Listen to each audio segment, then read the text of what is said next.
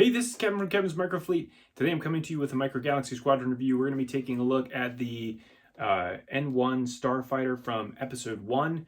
We're going to go ahead and take a look at the figure, at the vehicle, at the packaging. We'll do some measurements, we'll do a comparison. Let's go ahead and dive into the review. So let's go ahead and start with the packaging. So you can see here on the front, this is a Target exclusive. So you've got this only at Target sticker on there. You can see here on the front, this 25th anniversary episode 1 sticker, which is very nice. Down here on the bottom, you get a chance to see Anakin's and Naboo N1 Starfighter number 150. And then you got a picture of the tail going on. As we turn this thing around to the back, you get a chance to see how the R2 port works. The pilot Anakin going in, and then your landing gear. There's no other pictures of any other vehicle. As you can see here on the front, this is a pretty cool little thing here. It says Episode 1 Collection, unlike Series 1, 2, 3, 4, 5, which is pretty nice. As we take this off and you get a chance to see the card back, we've got the Trade Federation droid control ship. You got a couple Vulture droids on there, which we've already seen in a previous class.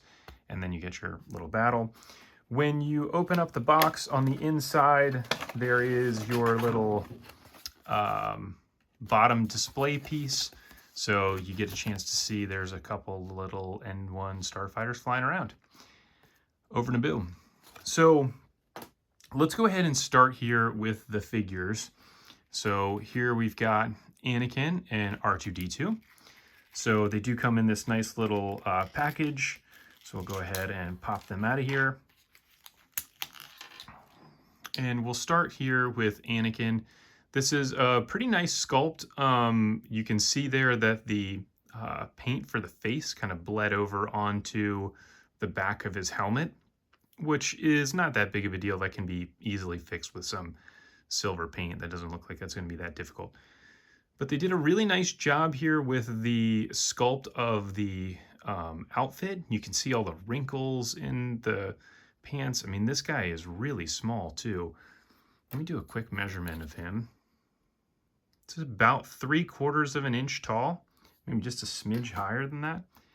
And I want to look at this one compared to the old Action Fleet one, which came in his Naboo Starfighter. And here is what he looks like. So a bit stubby compared to the Micro Galaxy version. There you can see the difference. The Micro Galaxy version looks a little more like a child. The one on the left looks like they just basically took a figure and just tried to smash it down into the right size for Anakin. But not bad for what they had back in the 90s.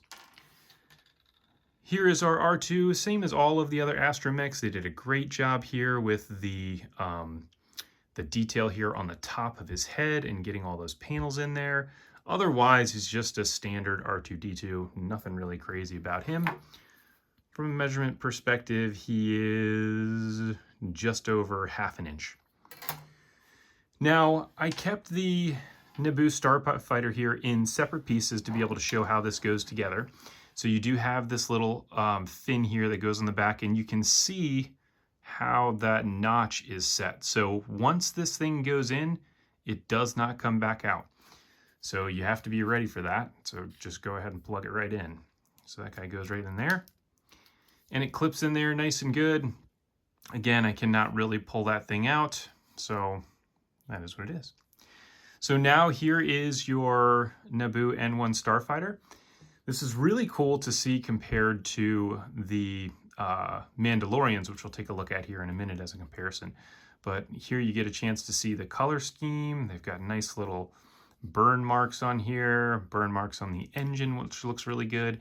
This looks really sleek. Very cool looking Starfighter.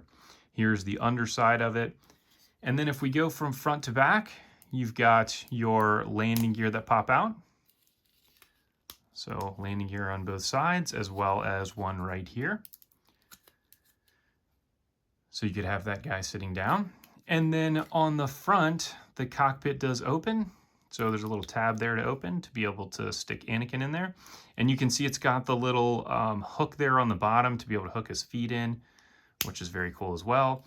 And then this is probably the coolest part of it, and my favorite feature is the ability to get R2 in there. So it's got this little port that opens up. Now when R2 goes in, he does go in sideways, so you can see how he'll fit in there. And then we'll close this back up, clip it in, and there he is sticking out the top. So it's a very clever way to be able to get the droid in here. And then we'll go ahead and pop Anakin in as well. And this is relatively lightweight as well, which is nice. So there he goes into the cockpit. Cool. Now let's do a couple quick measurements for this one, and then we'll go ahead and do some comparisons.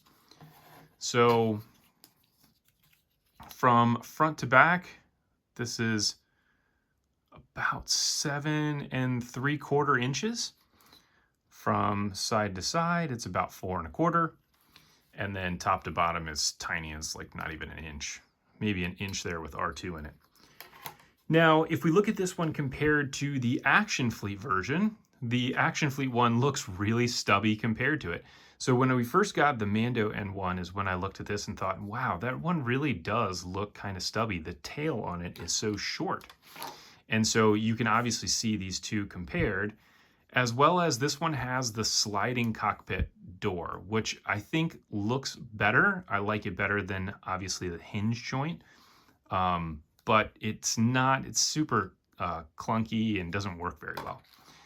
The other thing I do like about the Action Fleet version is the landing gear. They look very similar to what you would get with other Naboo ships, with how the landing gear comes out, and then you can push this little thing up here to pop R2 in and out, which is nice. But you know, from a size perspective, side to side, they look very similar.